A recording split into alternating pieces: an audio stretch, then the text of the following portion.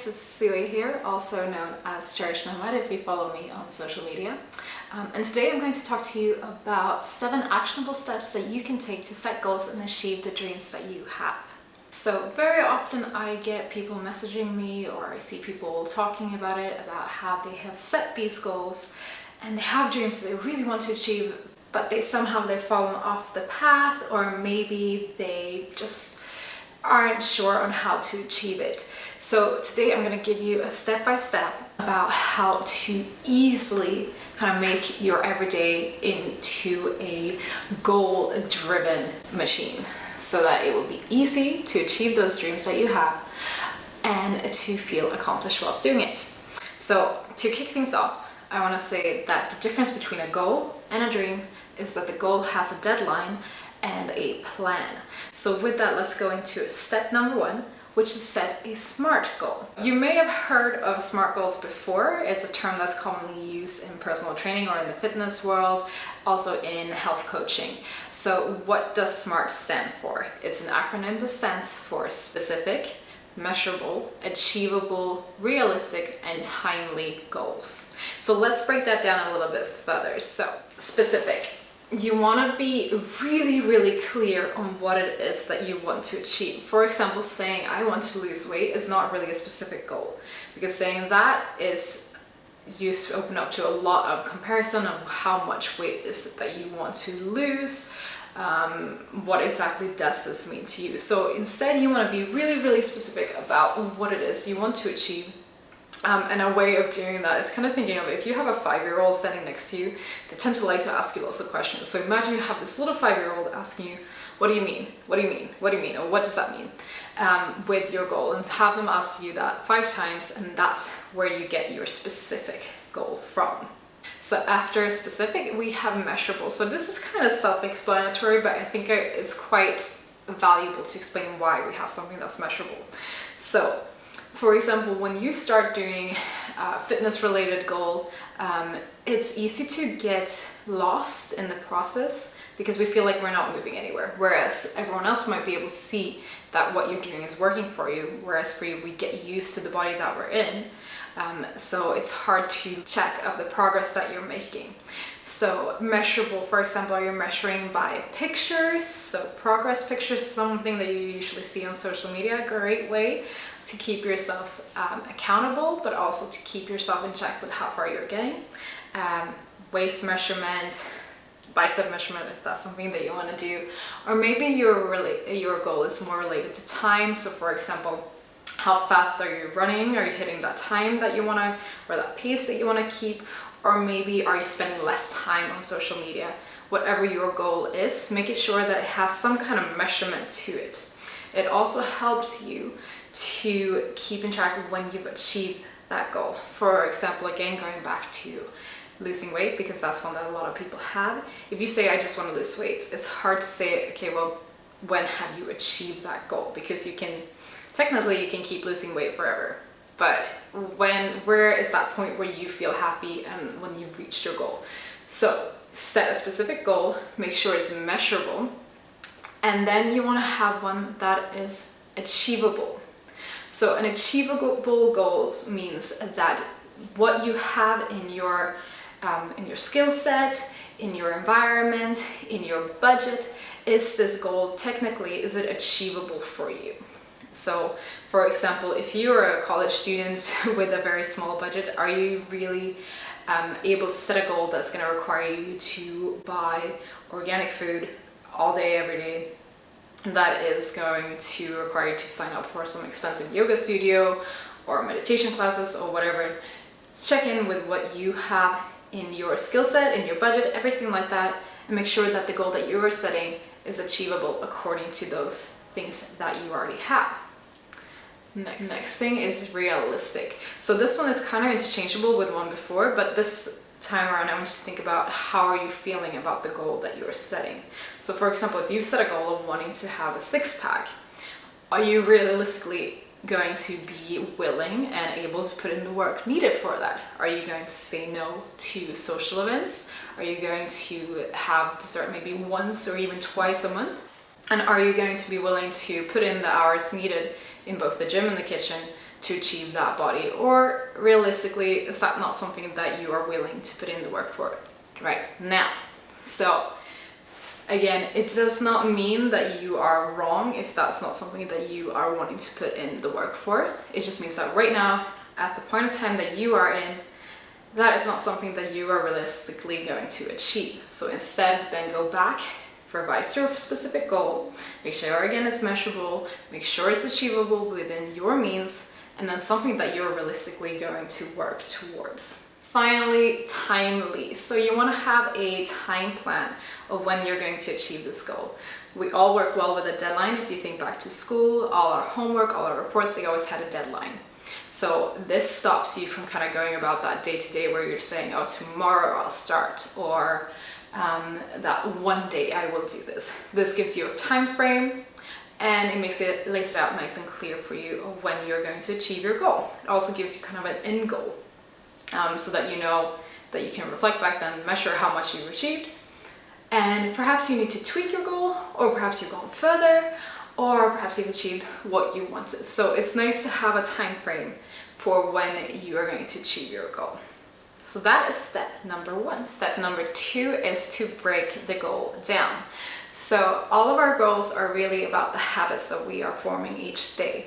So if you have a overall big SMART goal now is the time to set the daily habits that you are going to do to be able to achieve that. So let's go back to fitness as an example. If you have your goal of losing weight, then one of your sub goals might be that you're going to be more active. And this you can do by going to the gym, maybe 3 times a week, maybe daily, by getting your 10,000 steps in, by getting off the bus one stop early as you're heading to work, by taking the stairs rather than the elevator.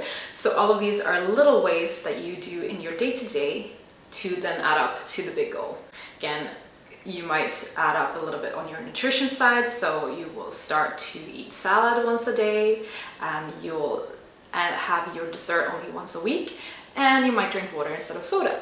So all of these little things are going to add up in the long term.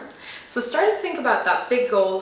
What are the small things that you can do in your everyday to help keep you motivated to keep going? Also, all of our goals are much, much easier when you think about them as smaller things that you can do rather than beating yourself up because you didn't lose the weight that you wanted to.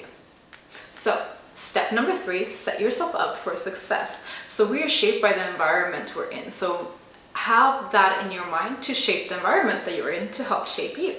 So one of those ways is, for example, if you are wanting to go out for a run every morning or maybe twice a week, lay out your running clothes the night before. So the first thing you see when you wake up are those running clothes. You're much more likely to head out the door if you have less decision time to make about what clothes you're going to wear, whether or not you're going to get out. Same thing if your room is very cluttered, clear up the space, and it will help you work a little bit better.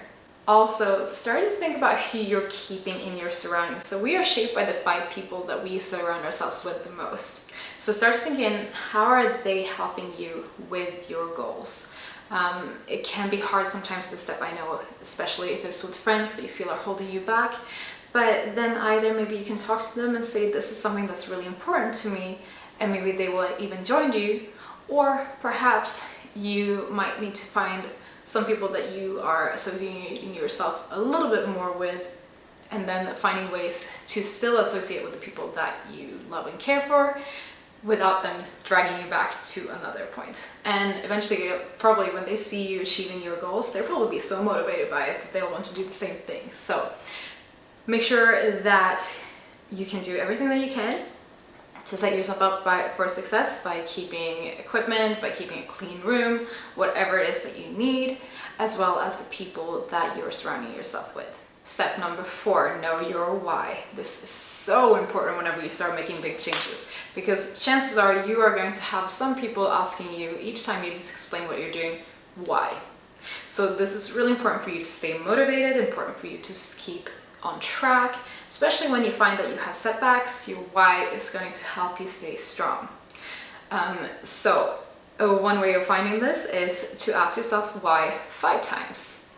For example, it might be enough for you to say that you want to look good in the bikini, but maybe there are some underlying reasons more. So if your why is that you want to be able to be healthy and happy so that you can play with your kids for a longer time rather than stay on the sofa and watch them play outside, that is a very, very strong why. So start to think about what it is that is keeping you on track and that is helping you achieve those goals. Why is it you want to achieve this? Step number 5, what is your motivation? So we all are driven by different things. Some people are driven by competition. For some people, that would make them want to run and hide. So find what works for you. Nothing is wrong or right, it's what works for you. Just make sure that that is something that is keeping you positively motivated rather than negative motivation. Also, I love how easily accessible things like personality tests are now online. They will help you kind of tune in with yourself a little bit more. So one that I like really much is one called The 4 Tendencies by Gretchen Rubens. She also has a book about this, but it talks about what kind of how you react to the expectations put on you, whether you react the most to external expectations such as other people, deadlines, work, perhaps social settings, rather than internal expectations such as you wanting to achieve something for your own good. So she breaks it down into us being 4 sort of tendencies. So you've got the obliger, who responds to external expectations versus to internal expectations. The questioner, who's the opposite, they respond the best to internal expectations, but tend to question external expectations a little bit. You've got the upholder, who responds well to both, and then you've got the rebel, who responds sort of neither to either of those. So find which one you are. So for example, for me, I am an obliger, so I respond really well to external expectations. Internal expectations I have a little bit harder with, so New Year's resolutions don't necessarily work for me. So for me to achieve my goals, I like to tell my friends what I'm doing. I like to talk about it with my parents. For example, I might need to hire a personal trainer when I'm doing things, just to make sure that I have someone else who is relying on me rather than me relying on me for what I'm doing. And that's not wrong or right, it's just how I work, and it's how you work as well, maybe. Number 6, show up. So I love this tip that I heard from Kayla Itzini, the founder of the BBG Guide, on the Melissa Ambrosini podcast. So she was asked how she deals with staying motivated even on the days when she really doesn't want to go to the gym, for example, or she just has some kind of setback. So she talked about going to the gym. So for her, even if she was not feeling like going for a heavy session, she would still go to the gym every day, and maybe she'd just go there and do some stretching, or maybe she'd do some light walking on the treadmill or on the elliptical machine, just so that she could keep herself in that environment. Now, when she got there, maybe she felt a little bit more motivated to start hitting a heavier workout, or she just kept it slow and she kept a nice day, but she still kept the habit going of going to the gym.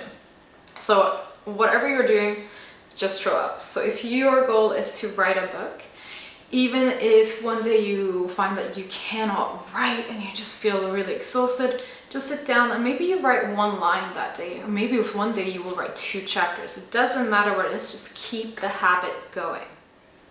So step number 7, the most important one, be kind to yourself. Check in with yourself, make sure you're still finding joy out of everything that you're doing, and that you're sticking to your why, that your why hasn't become something that no longer resonates with you.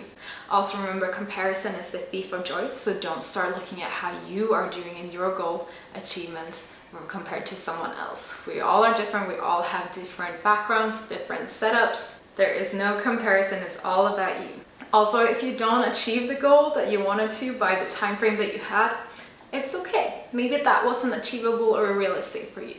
So check back, go through the steps again, and just make sure that you keep going and you keep striving. So that was my 7 steps for achieving your goals and your dreams. I hope you found them valuable. I'd love to hear from you now what your goals are and how you're going to implement these 7 steps to help you achieve them. If you found this video useful, I'd love for you to share it with your friends. Maybe someone else might find it useful too. And if you really liked the video, why not check out some of my other ones? You might even like the one that I have on manifesting, which is a great tool to use when you're trying to achieve your dreams. Or if you have a workout goal, you might like some of my workouts. So check them out. Maybe you'll even subscribe to the channel and make my day. I hope you have a most wonderful day, and I hope to hear from you soon. See you next time.